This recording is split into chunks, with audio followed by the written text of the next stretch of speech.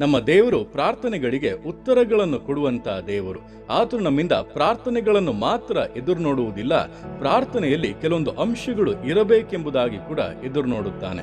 ಅದರಲ್ಲಿ ಬಹಳ ಮುಖ್ಯವಾದದ್ದು ಆತನೇ ಹೇಳುವಂತೆ, ನೀವು ನಂಬಿಕೊಂಡು ಪ್ರಾರ್ಥನೆಯಲ್ಲಿ ಏನೇನು ಬೇಡಿಕೊಳ್ಳುವಿರೋ ಅದನ್ನೆಲ್ಲ ಹೊಂದಿಕೊಳ್ಳುವಿರಿ ಎಂಬುದಾಗಿ. ಅಂದ್ರೆ ನೀವು ಪ್ರಾರ್ಥಿಸುವಾಗ ಸುಮ್ಮನೆ ದೇವರ ಮುಂದೆ ಹೇಳಿ ಮುಗಿಸುವಂಥದ್ದಲ್ಲ, ಇದು ನನಗೆ ಸಿಗುತ್ತದೆ, ದೇವರು ಈ ಪ್ರಾರ್ಥನೆಗೆ ಸದುತ್ತರವನ್ನ ಕೊಡುತ್ತಾರೆ, ಶ್ರೇಷ್ಠವಾಗಿ ಮಾನಿಸುತ್ತಾರೆ ಎಂಬಂತ ನಂಬಿಕೆಯಿಂದ, ದೇವರಿಂದ ಇದು ಸಾಧ್ಯ, ಆತನು ನೆರವೇರಿಸುತ್ತಾನೆ ಎಂಬಂತ ಭರವಸೆಯಿಂದ ಪ್ರಾರ್ಥನೆಯನ್ನ ಮಾಡುವುದಾದರೆ ಆ ಒಂದು ನಂಬಿಕೆಯೇ ನಿಮ್ಮ ಪ್ರಾರ್ಥನೆಗೆ ದೇವರು ಉತ್ತರ ಕೊಡುವಂತೆ ಆತನನ್ನ ಒತ್ತಾಯಿಸುವಂಥದ್ದು. ಆದ್ದರಿಂದ ನಂಬಿಕೆ ಇಲ್ಲದವರಾಗಿ ಪ್ರಾರ್ಥಿಸಬೇಡಿ. ನೀವು ಪ್ರಾರ್ಥಿಸುವಂತಹ ವಿಷಯಗಳು ದೇವರಿಂದ ಖಂಡಿತವಾಗಿ ಅನುಗ್ರಹಿಸಲ್ಪಡುತ್ತದೆ ಎಂಬಂತ ನಂಬಿಕೆಯಿಂದ ಪ್ರಾರ್ಥಿಸಿ, ದೇವರಿಂದ ಶ್ರೇಷ್ಠವಾದಂತಹ ವಿಷಯಗಳನ್ನು ನಿಶ್ಚಯವಾಗಿ ಹೊಂದುತ್ತೀರಾ.